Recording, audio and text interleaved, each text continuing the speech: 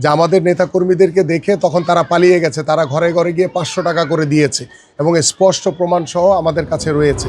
NID number নিয়ে তারা vote জালিয়াতি করার চেষ্টা করছে এবং গতকালকে আমাদের নেতাকর্মীদের কাছে ওই জামাতের 3-4 জন মহিলা নেত্রী ধরা খেয়েছে। সোজা কথা, তারা ঘরে ঘরে গিয়ে এনআইডি নাম্বার নিচ্ছে, তারা ঘরে ঘরে গিয়ে বিকাশের মোবাইল নাম্বার নিচ্ছে। বিকাশের মোবাইল নাম্বার দিয়ে নিশ্চয়ই কী করা হয় সেটা আমরা সকলেই জানি। আমি ইতিমধ্যে আমাদের প্রত্যেকটি কেন্দ্র এবং প্রতিষ্ঠানের বিষয়গুলো নিয়ে আমাদের আইনশৃঙ্খলা বাহিনীর সাথে আমি কথা বলেছি।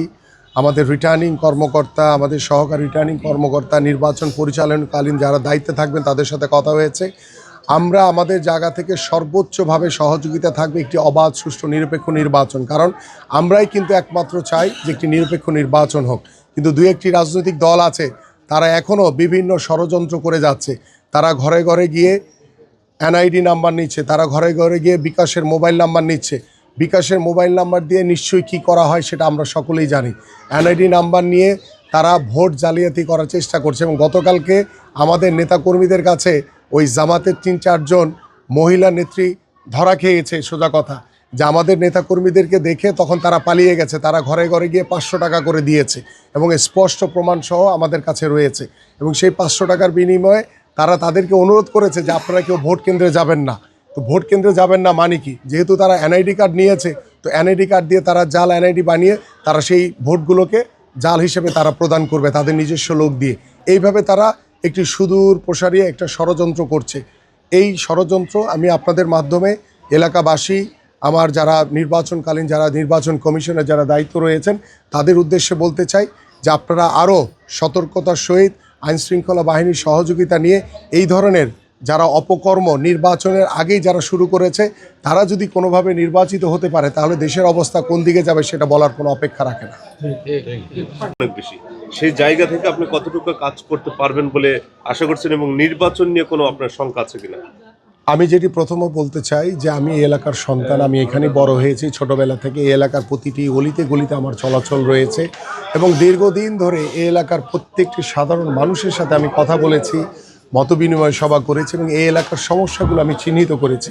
আমরা এই মুহূর্তে যেখানে দাঁড়িয়ে আছি আপনারা নিজেরাই দেখতে পাচ্ছেন যে এই রাস্তাটি দীর্ঘদিন ধরে এইভাবে অবহেলিত অবস্থায় পড়ে আছে।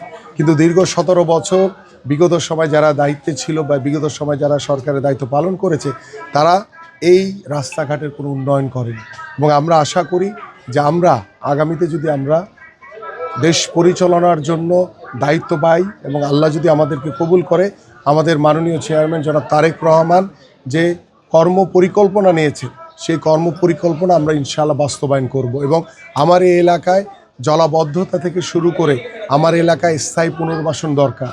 আমার এই এলাকায় শিক্ষার আলো এখনও ঘরে ঘরে পৌঁছাতে পারিনি, আমরা এখনও প্রত্যেকটি ঘরে ঘরে স্বাস্থ্যসেবা পৌঁছাতে পারিনি। সবচেয়ে বড় বিষয় যে আমরা একটি মানবিকতার একটা সমাজ গড়তে চাই। যেই অমানবিকতা গতকালকে আমরা দেখেছি, আপনারা সকলেই জানেন যে যশোরের যে ছাত্রলীগের যে কর্মীটির স্ত্রী আত্মহত্যা করেছে তার সন্তানকে মেরে এবং তার সন্তানকে দেখার জন্য, তার স্ত্রীকে দেখার জন্য প্যারোলে মুক্তি দেওয়া হয়নি। আমরা এই অমানবিকতা আর কোনোদিন দেখতে চাই না। আমরা চাই মানবিকতা ফিরে আসুক। কারণ বিগত সময় আমরা দেখেছি যে আমাদের অনেক ভাইদের বাবা মা মারা গেছে, আমাদেরকে প্যারোলে মুক্তি দেওয়া হয়নি।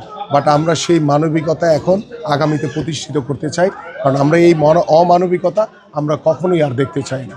পাশাপাশি আমার এই এলাকার সকলেই আজকে স্বতঃস্ফূর্তভাবে ৪র্থ দিনের মতো অংশগ্রহণ করছে। আমরা ইনশাআল্লাহ আশাবাদী এবং আল্লাহর রহমতে জনগণের রায় নিয়ে ইনশাআল্লাহ নির্বাচিত হয়ে আমরা আমাদের বাস্তবিক অর্থেই বাংলাদেশের মানুষের যে চাওয়া, যে প্রত্যাশা, সেই প্রত্যাশাগুলো আমরা পূরণ করতে চাই।